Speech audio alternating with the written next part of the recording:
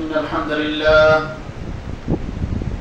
لله نحمده ونستعينه ونستغفره ونؤمن به ونتوكل عليه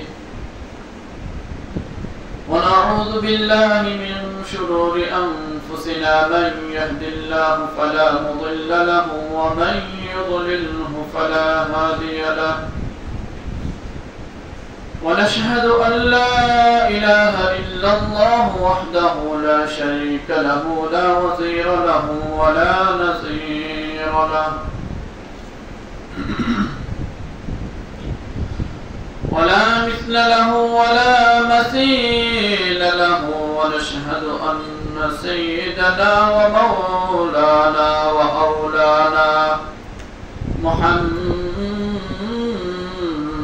عبده ورسوله أما بعد فأعوذ بالله من الشيطان الرجيم بسم الله الرحمن الرحيم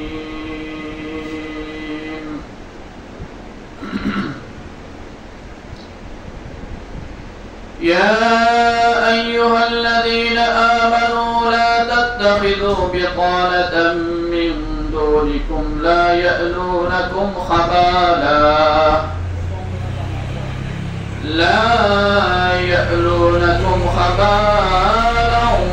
ودوا ما عنتم قد بدت البغضاء من أفواههم وما تخفي صدورهم أكبر قد بينا لكم الآيات إن كنتم تعقلون ها أنتم أولئك تحبونهم ولا يحبونكم وتؤمنون بالكتاب كله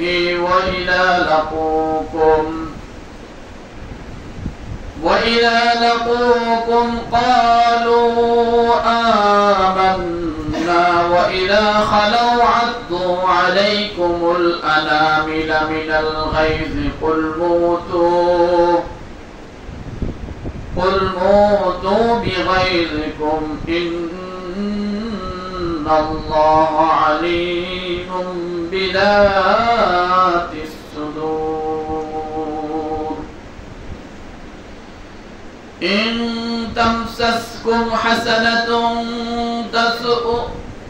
تسؤهم وإن تصبكم سيئة يفرحوا بها وإن تصبروا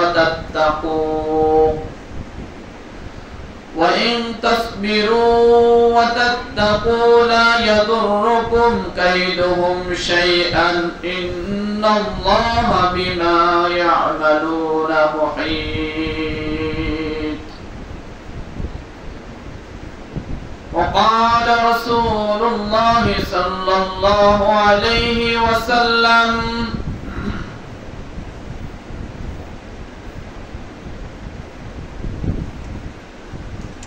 لا تأكل طعامك إلا تقي ولا تصاحب إلا مؤمنا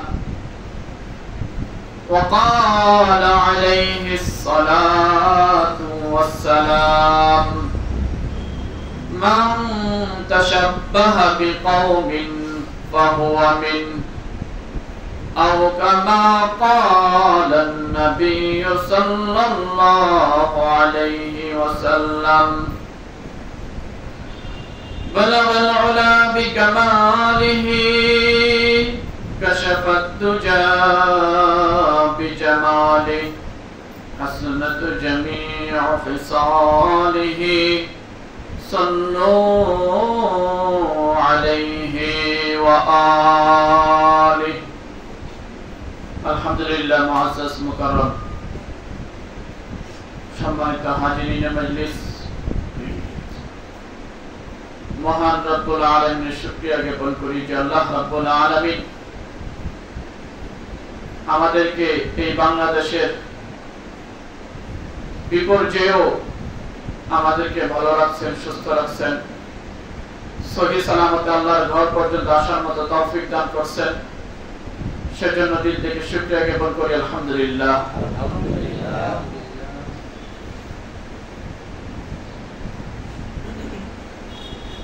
আমি সূরা আলে ইমরানের 2টা আয়াত তেলাওয়াত করছি। কুরআনুল মাজিদের 3 নম্বর সূরার নাম হচ্ছে সূরা আলে ইমরান।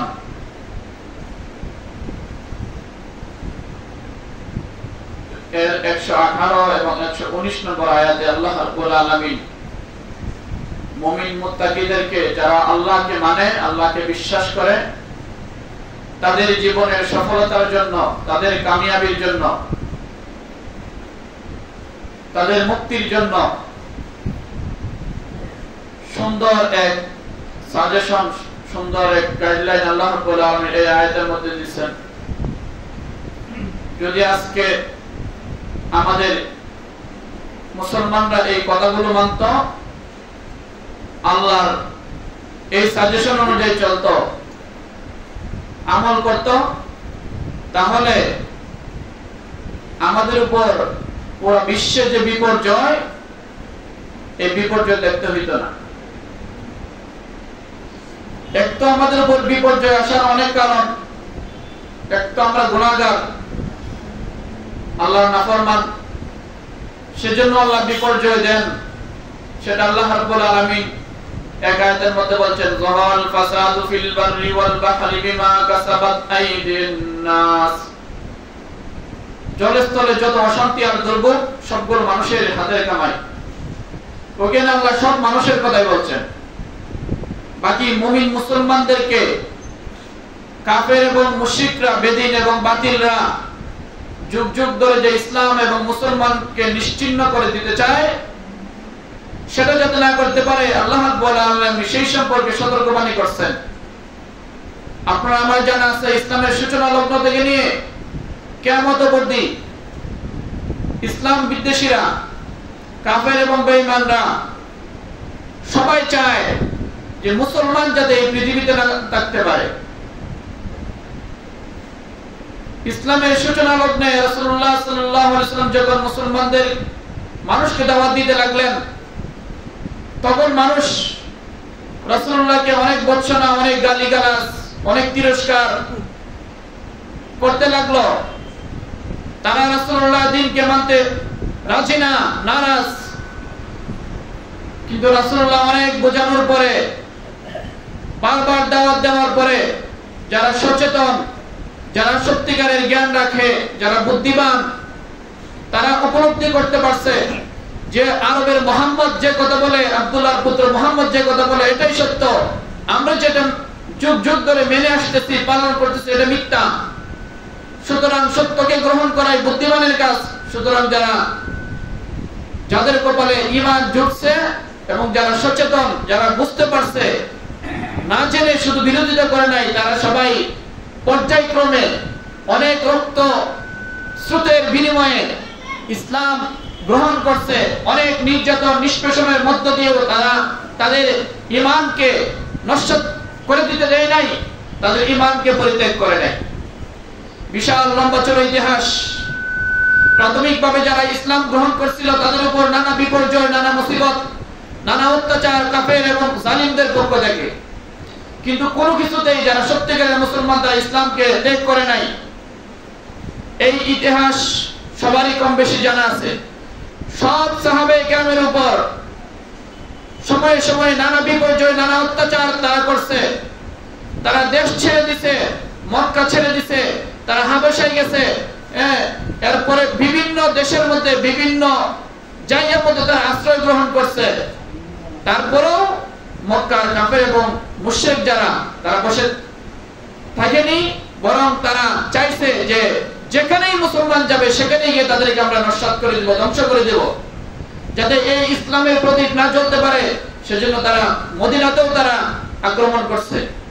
আমরা সবাই জানি যে রাসূলুল্লাহ সাল্লাল্লাহু আলাইহি ওয়াসাল্লামকে তারা হত্যা করতে দ্বিধাবোধ করে নাই। অত রাসূলুল্লাহর মতো এত আদর্শবান পৃথিবীর ইতিহাসে আর কেউ আসেনি এবং আসবেও না। সেজন্য সর্বযুগে খারাপ মানুষ থাকে, বিদ্বেষী থাকে, ভালো মানুষদেরকে দেখতে পারে না এরকম মানুষ থাকে। সেজন্য বিশেষ করে ইসলাম এবং মুসলমানকে ধ্বংস করার জন্য আন্তর্জাতিক পায়তারা এটা সর্বযুগেই ছিল, এখনো আছে, কিয়ামত পর্যন্ত থাকবে। কিন্তু এখান থেকে উত্তরণের জন্য আমাদেরকে কোরআনের দিকে ফিরে আসতে হবে এবং কোরআনের কথা মানতে হবে, আল্লাহর কথা মানতে হবে। না হয় আপনি আমি মুসলমান যারা আছি তারা পিটা খাওয়া ছাড়া আর মাজলুম হওয়া ছাড়া আর বিকল্প কোনো পথ নাই। সেজন্য যুগ যুগ ধরে যে অত্যাচার আর নিপীড়ন মুসলমানদের উপর আমরা দেখতেছি, আফগানিস্তানের মুসলমানদের উপর নিপীড়ন, ফিলিস্তিনের মুসলমানদের উপর অত্যাচার আর নিপীড়ন, মায়ানমারের মুসলমানদের উপর অত্যাচার আর নিপীড়ন, ভারতের মুসলমানদের উপর অত্যাচার আর নিপীড়ন, লিবিয়া, ইরাক, ইরান সহ বিশ্বের যত দেশ আছে, মুসলিম কান্ট্রি আছে, সবগুলোতে মুসলমানরা নির্যাতিত আর নিষ্পেষিত। কারণ একটাই, মুসলমানরা তাদের পরিচয়ের উপর নাই, মুসলমানরা আল্লাহর কথার উপর নাই। কারণ একটাই, আপনি আমি মনে করতেছি আজকে আমরা ভালো আছি, আমাদের উপর কোনো বিপর্যয় আসবে না, বাংলাদেশের মুসলমান মনে করি, কিন্তু না, বরং বাংলাদেশের উপর আন্তর্জাতিক ষড়যন্ত্র, এক জালেম যায় তার এক জালেম আয়, নানা পায় তারা চলতেছে। আজকে আপনি আমি হয়তো নিরাপদ, কিন্তু কয়দিন পরে নিরাপদ নাও থাকতে পারি। ফিলিস্তিনের পরিস্থিতি হইতে বেশি সময়ের প্রয়োজন নাই। আমরা যে মুসলমান, আমরা কি মানুষের এই জালেমের বিরুদ্ধে কি করব? রুখে দাঁড়াবো। আমাদের না আছে অর্থনৈতিক কোন স্বাবলম্বী অবস্থা, না আছে ইমানের কোনো পাওয়ার, কোনো কিছুই নাই। আমাদের মায়ের খাওয়া ছাড়া, মরা ছাড়া কোনো উপায় নাই। সেজন্য মুসলমান যারা আছেন সবাই নির্বিশেষে এক পতাকা তলে এসে আল্লাহর বাণীকে বলন্টিত করার জন্য, আল্লাহর কালিমাকে বলন্টিত করার জন্য, আল্লাহর কালিমাকে উদ্দিন করার জন্য সবাই এক পতাকা তলে আসতে হবে এবং আল্লাহ যে কথা বলছে সেই অনুযায়ী জীবনকে পরিচালনা করতে হবে। তো যে আয়াতের মধ্যে যে আয়াত আমি তেলাওয়াত করলাম, অনেক লম্বা দুটো আয়াত, আল্লাহ রাব্বুল আলামিন খুব সুন্দর করে বলতেছেন যে হে মুসলমানরা, মুমিনরা, তোমরা কাফের এবং মুশরিকদেরকে, বেদিনদেরকে বন্ধু হিসেবে গ্রহণ করো না। কাফের এবং মুশরিকদেরকে বন্ধু হিসেবে গ্রহণ করেন। আল্লাহ বলছে করিও না, কিন্তু আপনার আমার ব্যক্তি জীবন থেকে নিয়ে দেখেন, সামাজিক জীবন থেকে নিয়ে দেখেন, রাষ্ট্রীয় জীবন থেকে নিয়ে দেখেন, আন্তর্জাতিক জীবনে দেখেন, সবাই বেদিন এবং কাফেরদেরকে বন্ধু হিসেবে গ্রহণ করছে। ঠিক কিনা বলেন? আন্তর্জাতিক জীবনে মুসলমানরা মারামারি, কিন্তু যত বেদিন আর কাফের আছে তাদের সেনা দিয়া আমাদের দেশগুলো পরিচালিত। বলেন সৌদি সহ যে মুসলমানদের একদম কেন্দ্রবিন্দু, এই সৌদিতেও কি বেদিন এবং কাফেরদের সেনা যারা আছে, নেটো সংস্থার যে সেনা আছে, তারা কি করে? মক্কা মদিনায় কি করে? নিবেদিত। তারা এখানে কি সেবা দেয়? কিন্তু না, তারা আন্তর্জাতিক ষড়যন্ত্রের মধ্যে আছে, কিন্তু মক্কা মদিনায় হাত দিচ্ছে না আর কি। কিন্তু সংস্কৃতির যত আগ্রাসন আছে, মুসলমানদেরকে ঈমান থেকে দূরে থাকার যত আগ্রাসন আছে মক্কা মদিনায়, এগুলো প্রায় সাকসেস। আপনারা জানেন কয়েকদিন পর পর, কিছুদিন পর পর বর্তমান প্রিন্স যে আছে, বিভিন্ন নাট্যশালা, বিভিন্ন অপকর্ম যেগুলো ইসলামে নিষিদ্ধ, যেগুলো ইসলামের পূর্ণভূমিতে, এগুলো কোনো মুসলমান মানতে পারে না, এগুলো কার্যকর হচ্ছে। যেখানে সৌদি আরবের এই অবস্থা, আমি তো থার্ড ক্লাস দেশের মুসলমান, বাংলাদেশের মুসলমান, বাংলাদেশের অবস্থা তো আরো ভয়াবহ এই দিক দিয়া, এগুলো তো আগে থাকতেই চলে আসতেছে। আর বিভিন্ন অপশক্তি মুসলমানদেরকে, ইসলামকে মুছে দেওয়ার জন্য, বাংলাদেশের মুসলমানকে নস্যাৎ করার জন্য আন্তর্জাতিক ষড়যন্ত্রের মধ্যে আছে। সেজন্য যে দুর্ভোগের মধ্যে আমরা আজকে পড়ছি, এগুলো শুধু ক্ষুধা প্রদত্ত না, বরং এগুলো আমাদের পাশের দেশের, এটা একটা নির্যাতন, এটা একটা আক্রমণ, যেগুলো তারা অস্ত্র দিয়ে করে নাই, যারা হাত দিয়ে করে নাই, কিন্তু পানি দিয়ে ঠিকই করছে। তারা তাদের মিশন বাস্তবায়ন ব্যর্থ হয়েছে। 1971 সনে তারা যে উদ্দেশ্যে বাংলাদেশকে সাহায্য সহযোগিতা করছিল, সেই মিশন ব্যর্থ হয়ে গেছে। সেজন্য তারা আজকে রুখে দাঁড়াইছে। এই জন্য আল্লাহ রাব্বুল আলামিন যে আয়াতের মধ্যে বলছেন, এটার মধ্যে স্পষ্ট করে বলছেন যে মুমিন মুসলমানরা, তোমরা যখন আনন্দিত হও, তোমরা যখন সুখে থাকো, তখন তারা খুব অসুখী হয়, তারা দুঃখ পায়। আর যখন তোমরা দুঃখ পাও, যখন কষ্ট পাও, যখন বিপর্যয় নেমে আসে, তখন তারা আনন্দ উল্লাস করে ঈদ মুবারক বলে। এজন্য আজকে আপনি সবাই জানেন যে পূর্ব দক্ষিণবঙ্গের মানুষ নির্বিশেষে যত বাংলাদেশের আছে সবাই বন্যায় কবলিত। এখানে মানুষ দুর্বিষহ জীবন যাপন করতেছে, একদম হাহাকার অবস্থা পরিণতি। কিন্তু এগুলোর জন্য দায়ী কারা? দায়ী আমরা নিজেরা। মুসলমান যারা আছি তারা বিভিন্ন দলে উপদলে, রাজনৈতিক দল, আওয়ামী লীগ বিএনপি একজন আরেকজনকে খাইতেছি দৈরে। এটা কি রাজনৈতিক রাষ্ট্রীয় আগ্রাসন একে অপরের প্রতি? এক মুসলমান অপর মুসলমানকে খাইতেছি, এগুলো আমাদের পাপের কামাই। আবার ব্যক্তি জীবনেও আমরা কি পাপিষ্ঠ, গুনাহগার। কিরকম? যে আজকে যারা মুসলমানরা বা যারা বাংলাদেশের মানুষ নির্যাতিত হচ্ছে বা বন্যায় কবলিত হচ্ছে তাদের জন্য দয়া মায়া লাগতেছে ঠিক, কিন্তু আপনার পাশের ঘরের আপনার আপন ভাইয়ের প্রতি তো দয়া মায়া নাই। একটু চালের পানিও যদি পড়ে আপন ভাইয়ের উঠানে, তারপরে এগুলো লয়ে ঝগড়া বাঁধাই কিনা বলেন?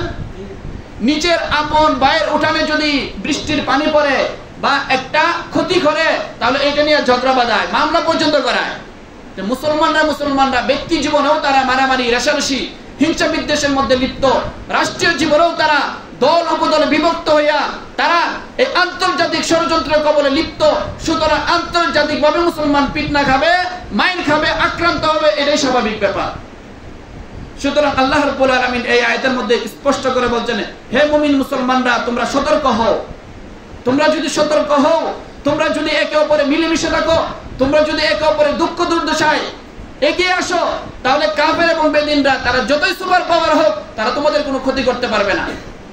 এই আয়াত আমি মনে করতে পারি যে আমাদের পাশের চতুর্দিকে আছে ভারতীয় আগ্রাসন। এখান থেকে এত বড় দেশ কিভাবে বাঁচবো?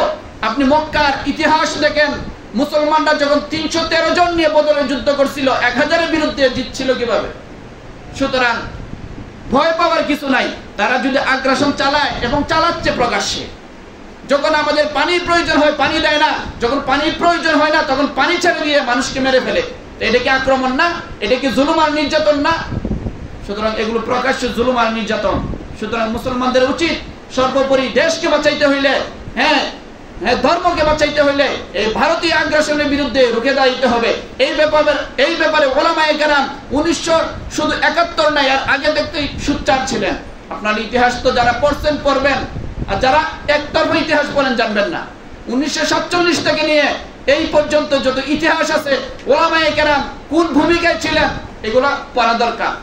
আমি তো হুদাই দল করি নিজের স্বার্থের জন্য, নিজে একটা চা খাইতে পারবো, নিজের পকেট কিছু ভারী হবে, সেজন্য কি করি? রাজনীতি করি। সবাই করি না, হুজুরদের মধ্যেও আছে, গাদ্দার আছে। সেজন্য সবাই সম্প্রীতিতে থেকে সবাই সুন্দরভাবে দেশ না থাকলে আপনি থাকবেন কিভাবে? আপনার মসজিদ থাকবে কোথায়? আপনার মাদ্রাসা থাকবে কোথায়? কোথাও থাকবো না। সেজন্য দেশকে রক্ষা করতে হবে, দিনকেও রক্ষা করতে হবে। সেজন্য সবাই সজাগ থাকতে হবে। আমি আরো একদিন বলছি যে আমার দেশ আমার এক চোখের মতো, আমার দিন আমার ধর্ম আরেক চোখের মতো। সুতরাং দুটো চোখে আমার দরকার আছে। একটা না থাকলে আরেকটা কি বিপন্ন হয়ে যাবে, ক্ষতিগ্রস্ত হয়ে যাবে। এক চোখ আক্রান্ত হলে আরেক চোখ আক্রান্ত হবে। সুতরাং মুসলমান যারা আছেন, যারা ইয়াং বাইরে আছেন, সচেতন হন। আমরা যদি ভারতের বিরুদ্ধে রুখে দাঁড়াই, তাহলে এদের বাপের ক্ষমতা নাই আমাদেরকে কি করার? ধ্বংস করার। ইমানের বলে বলিয়ান হইতে হবে, দেশের প্রেমে উদ্বুদ্ধ হইতে হবে। আমি শুধু কি আছি? নাটক, সিনেমা, খেলাধুলা এগুলো নিয়ে পড়ে আছি। কারণ ভারতের আগ্রাসন এটা আজকে নতুন না, এটা অনেক ইতিহাস। ভারতে যে এই পর্যন্ত 1971 সনের পর থেকে আপনারা ইউটিউব ঘেটে দেখবেন, আপনারা গুগলে সার্চ করে দেখবেন কত নিরীহ মানুষকে তারা বর্ডারের মধ্যে কি করছে, নিরীহভাবে অত্যাচার করে মারছে। এজন্য তারা নানাভাবে মুসলমানদেরকে, এই বাংলাদেশের মুসলমানদেরকে এবং তাদের স্বজাতি যারা, তাদের ভারতের মধ্যে যে মুসলমান আছে, মুসলমানদেরকে তারা থাকতে দিতেছে না। আমরা এই দিক দিয়ে মন্দির পাহারা দেই, তারা ওদিকে ভারতের মধ্যে মসজিদ ভাঙে। সুতরাং মুসলমানরা একমাত্র দুনিয়াতে শান্তি এবং শান্তি প্রতিষ্ঠা করতে চায়। আর যারাই আছে তারা বিভিন্ন কূট কৌশলে ইসলাম এবং মুসলমানকে ধ্বংস করে দিতে চায়, মানবতাকে ধ্বংস করে দিতে চায়। শুধু নিজেদের আধিপত্য বিস্তার করতে চায়। এছাড়া মুসলিম ছাড়া, ইসলাম ছাড়া, প্রকৃত অর্থে যারা ইসলামকে পালন করে, প্রমোট করে, এরা ছাড়া আর কেউ মানবতার বন্ধু না, সবাই মানবতার দুশ্মন। এই ইতিহাসগুলো দেখলে পড়লে এগুলো আপনারা বুঝতে পারবেন। ইসলামী ইতিহাস, ইসলামের শাসনামল কিরকম ছিল এগুলো দেখলে বুঝতে পারবেন। বর্তমানে আপনি আফগানিস্তানের দিকেই তাকান না, মাত্র 2-3 বছর হয়েছে, কি অবস্থা ওই দেশগুলোর, হ্যাঁ, আর আমাদের এই মুসলিম কান্ট্রিগুলোর কি অবস্থা। সেজন্য সবার কাছে আকুল আবেদন থাকবে যে আপনারা বিশেষ করে এই বিপর্যয় আসছে, এই বিপর্যয়ে আমরা সবাই পাশে দাঁড়াবো, যে কোনো বিপর্যয়ে পাশে দাঁড়াবো। এখন আপনার আমার এই দুঃখের মধ্যে আরো দুঃখ, কিছু মুসলমান, কিছু নামদারি মানুষ মানুষকে আশ্রয় দিচ্ছে না। আবার কোন বিপর্যয় চলে আসলে আমাদের নীতি নৈতিকতা খারাপ হয়ে গেছে, আমরা মুসলমানরা এত খারাপ হয়ে গেছি, এজন্য তো মার খাই যে সবকিছুর দাম বাড়ায় দিচ্ছে। সবকিছুর দাম কি এই সুযোগে বাড়ায় দিচ্ছে, বাসা ভাড়া বাড়ায় দিতেছে, হ্যাঁ, পণ্যের দাম বাড়ায় দিচ্ছে, যেখানে হাহাকার, এরা তো আর বড় জালেম, এদেরকে ধরে শেষ করা দরকার। ঠিক আছে, এজন্য সব সময় আজকে আপনি আমি নিরাপদ আছি, কিন্তু আরো তরশু যে কোনো একদিন বিপর্যয়, যে কোনো বিপর্যয় আসতে পারে। যে হুজুর আমাদের তো বন্যা আসবে না, আরে বন্যা আসছে নাকি? আমরা যে পাপিষ্ট, কিয়ামতের আলামতগুলোর মধ্যে অন্যতম হচ্ছে আল্লাহ রাব্বুল আলামিন যখন বলে মানুষ যখন জিনা ব্যভিচারের মধ্যে ছড়ায় যাবে, লিপ্ত হয়ে যাবে, যখন অবাধে এগুলো গান বাজনা চলতে থাকবে, যখন মানুষ সুদের মধ্যে লিপ্ত হয়ে যাবে, মানুষ যখন অবাধে ঘুষ খাইতে থাকবে, যখন মানুষ মদকে হালাল মনে করতে থাকবে, এই জুলুম যখন ব্যাপক আকার ধারণ করবে, তখন আল্লাহ রাব্বুল আলামিন এই মানুষের উপর, সব মানুষের উপর বিপর্যয় দিবেন। এক হচ্ছে যে তাদেরকে এই ভূমিকম্প দিয়ে ধূলিসাৎ করে দেবে। সুতরাং ভূমিকম্প সব জায়গায় হইতে পারে না, উঁচু জায়গায় হয় না, নিচু জায়গায়, সব জায়গায় হয়। সেজন্য আন্তর্জাতিক ভাবে একটা আমরা ষড়যন্ত্রের শিকার, আর একটা হচ্ছে আমরা পাপী, সেজন্য আমাদের প্রায়শ্চিত্ত ভোগ করতে হয় দুনিয়াতে থেকে। সেজন্য মুসলমানদের উচিত যে তারা যত পাপাচারের মধ্যে লিপ্ত আছে, যে যত গুনার মধ্যে লিপ্ত আছে, সবাই সব সময় তওবা করা দরকার যে আল্লাহ রাসূল সাল্লাল্লাহু আলাইহি ওয়াসাল্লাম যে কথাগুলো বলছেন এগুলা একদম সত্য। যদি সত্যিকার অর্থে আপনি মুসলমান হয়ে থাকেন, সত্যিকার অর্থে যদি ইসলামকে আপনি বিশ্বাস করে থাকেন, কোরআনকে বিশ্বাস করে থাকেন, যে যখন এই সুদ, ব্যভিচার, এই জুলুম অত্যাচার, এগুলা মদ জুয়া, এগুলো যখন একদম অবাধে হয়ে যাবে, তখন মানুষের উপর বিপর্যয় আসবে। বিপর্যয়ের মধ্য থেকে একটা হচ্ছে ভূমিকম্প হবে ঘন ঘন, আর একটা হচ্ছে বন্যা হবে। বন্যা হয়তো প্রাকৃতিক হইতে পারে, আবার জালেমদের পক্ষ থেকে হইতে পারে, এটা হবে। আরেকটা হচ্ছে কি যে মানুষের আকৃতি বিকৃত হয়ে যাবে, এটা একটা। আরেকটা হচ্ছে খুব বেশি পাথর বর্ষণ হবে, আল্লাহ গজব দিবেন, পাথরের বর্ষণ। এটা হয়তো আমাদের এখনো ওইভাবে হয় নাই, কিন্তু এগুলো আসবে, মনে রাখবেন। মানুষ যখন এই যত দিন যেতেছে, মানুষ পাপ আর জিনা ব্যভিচার এগুলোর মধ্যে যত জড়াইতেছে, আল্লাহর আযাবও তত বেশি আসতেছে মানুষের উপর। সেজন্য মুসলমান যারা আছেন, সবার তওবা করা উচিত, সবার আল্লাহর দিকে ফিরে আসা উচিত, সবার সব সময় নামাজ পড়া উচিত। ঠিক আছে, কারণ আল্লাহ দুনিয়াতে পাঠাইছেন কি করার জন্য না, শুধু দুনিয়ার জিন্দেগিকে কি করার জন্য, ভোগ করার জন্য না। আল্লাহ রাব্বুল আলামিন দুনিয়াতে পাঠাইছেন আখিরাতকে সমৃদ্ধ করার জন্য, আখিরাতকে সুন্দর করার জন্য। এজন্য আমাদের সব দিক দিয়ে যেরকম আমাদের দেশপ্রেম থাকতে হবে, অনুরূপ আমাদের ঈমানের চেতনা থাকতে হবে। শুধু এক তরফা যদি আমি চলি, শুধু দুনিয়ার ভোগ বিলাসের পিছনে চলি, তাহলে আমাদের দুর্যোগ কাটবে না, কোনোদিনও কাটবে না, আমরা কোনোদিনও মাথা উঁচু করে দাঁড়াইতে পারবো না। সেজন্য বিলাইয়ের মতো বাঁচবো না, সিংহের মতো বাঁচতে চাই। ঠিক আছে, আমরা বাঁচার জন্য আসি নাই, মরার জন্য আসছি। এই কথাটা মুসলমানদের বুঝতে হবে যে আমরা চিরকাল বেঁচে থাকবো না, আমাদের মরে যেতে হবে। সুতরাং মরবো যখন মাথা উঁচু করে, বাঁচবো যখন মাথা উঁচু করে বাঁচবো, মরলেও মাথা উঁচু করেই বাঁচবো। ঠিক আছে, মানুষের দুঃখ দুর্দশায় সবসময় পাশে দাঁড়াবো। মানুষের যখন বিপর্যয় আসে, সে যে কোনো মানুষ হোক, সে যদি মাজলুম হয় তার পাশে দাঁড়াবো। এই কথা ইসলাম সবসময় বলে। এই যে আওয়ামী লীগ, বিএনপি, বাংলাদেশের মধ্যে এই যে অরাজকতা, সবগুলো মুসলমান। কে কাকে মারতেছেন, এই বায়ে বায়ে মারামারি, মাঝখানে তারা কি নেয়, প্রতিশোধ নেয়, সুযোগ নেয়, চান্স নেয়। এই যে এই পাকিস্তানকে ভাঙার মূল কারণ কি জানেন? যাতে পাকিস্তানের শক্তি হ্রাস করতে পারে। ঠিক আছে, হ্যাঁ, পাকিস্তানিরা আমাদের উপরে আগ্রাসন চালাইছিল। বললাম না, এই যে শোষক বারবার কি হয়, বদলায়, কিন্তু শোষণ বদলায় না। হ্যাঁ, পাকিস্তানিরা আমাদের উপরে শোষণ করছে, ভারতও শোষণ করছে। এখন বাংলাদেশ হওয়ার পরে যারা আসছে তারা কি সেবা দিচ্ছে নাকি? এই যে এত বছর হয়েছে, আপনি ভাইয়ের উঠানে ভাইয়ে যদি বৃষ্টি হয়, ঝগড়া লাগিয়া, আপনি এগুলা কি করেন, সমাধান করেন, মামলা পর্যন্ত গড়ান। ভারতে যে এত অত্যাচার করতেছে, এর বিরুদ্ধে সবাই একদিন সোচ্চার হইতে পারলেন না, এর বিরুদ্ধে রুখে দাঁড়াইতে পারলেন না। এত বছর পর্যন্ত 54 বছর হয়ে গেল, একটা বাদ দিতে পারলেন না। তো কিসের জন্য আপনাকে রাষ্ট্রের ক্ষমতায় বসানো হয়েছে? শুধু দেশকে লুট করে, বেগম পাড়ায় খালি বাড়ি বানানোর জন্য, সেজন্য মুসলমান সতর্ক হওয়া দরকার। কাকে ভোট দিচ্ছি সবগুলো ব্যাপারে আমাদের সচেতন হওয়া দরকার। সব চোরা ডাকাতরা বারবার আসতেছে ক্ষমতায়, এক চোর যায় তার এক চোরায়, এক ডাকাত যায় তার এক ডাকাতায়। সেজন্য মুসলমানদের সতর্ক হওয়া দরকার। সর্বোপরি যারা দেশের জন্য ইসলামের জন্য কাজ করবে তাদের পক্ষে কথা বলা দরকার, তাদের পক্ষে থাকা দরকার, তাদের সাপোর্ট করা দরকার। শুধু ওই হেতু নাচানাচি করলাম, এই নাচানাচি কি দিবে না, তলা ধরবে না। সুতরাং সবার কাছে উদারতা আহ্বান থাকবে, জাগ্রত হন। এই ভারতীয় আগ্রাসন এটা শুধু স্বাভাবিক কোন আগ্রাসন না। আল্লাহ রাসূল সাল্লাল্লাহু আলাইহি সাল্লাম এক হাদিসের মধ্যে বলছেন এক গাজওয়া হবে, সেটার নাম হচ্ছে গাজওয়াতুল হিন্দ। এই আলোচনা দীর্ঘদিন যাবত আমি ভাবতেছিলাম করব, কিন্তু সময় সুযোগ হয় না, একটা বিষয় থাকে সেজন্য বলা হয় না। গাজওয়াতুল হিন্দের ব্যাপারে হযরত আবু হুরায়রা রাদিয়াল্লাহু তাআলা বলেন যে রাসূলুল্লাহ আমাকে বলছেন যে গাজওয়াতুল হিন্দ একটা হবে, এখানে যদি মানুষ কি করে অংশগ্রহণ করে তাহলে তাদের পিছনের যত নতুন পুরাতন যত শিরকি বেদাতি যত গুনাহ আছে আল্লাহ মাফ করে দিবেন। আল্লাহ রাসূলের সাহাবী হযরত আবু হুরায়রা বলেন এই গাজওয়াতুল হিন্দকে যদি আমি পেয়ে যাই তাহলে আমার বিটা মাটি যত কিছু আছে সব কিছু বিক্রি করে দিয়ে হলেও আমি এই গাজওয়াতুল হিন্দের মধ্যে কি করব, অংশগ্রহণ করব। সুতরাং এই গাজওয়াতুল হিন্দ যায় নাই, এই গাজওয়াতুল হিন্দের প্রেক্ষাপট তৈরি হচ্ছে মুসলমানদেরকে যেভাবে ভারতের মধ্যে, কাশ্মীরের মধ্যে, পাকিস্তানের মধ্যে সর্বত্র যারা যেভাবে তারা আগ্রাসন চালাইতেছে, এই অপশক্তিগুলো, এই হিন্দুত্ববাদীরা তাদের বিরুদ্ধে রুখে দাঁড়ানোর সময় আসতেছে গনায়। যারা নিরহ আমাদের দেশে যারা আছে তারা আমাদের উপর অত্যাচার করতেছে না, আমরা তাদের উপর অত্যাচার করব না। সুতরাং ভারতীয় আগ্রাসন যারা আছে সেখান থেকে কেউ নিরাপদ না, তারা আমাদের কখনো বন্ধ হইতে পারে না। অথচ আমরা বলি যে এক এক এমপি বন্ধু আমরা বানাই, কয় ভারত বাংলাদেশ ভাই ভাই, ভারত বাংলাদেশ বলতে স্বামী স্ত্রীর মতো। খালি বন্ধুত্বে কি সীমাবদ্ধ রয়েছে? এই বাংলাদেশের এমপি মন্ত্রীরা যদি এই কথা বলে এরা কি মুসলমান না? আল্লাহ বলে যে বেদিনদেরকে, কাফেরদেরকে তোমরা বন্ধু হিসেবে গ্রহণ করো না। কেউ বলে আমেরিকা আমাদের বন্ধু, কেউ বলে চীন আমাদের বন্ধু, কেউ বলে রাশিয়া আমাদের বন্ধু, কেউ বলে ভারত আমাদের স্বামীর মতো, কেউ বলে ভারত আমাদের ভাই।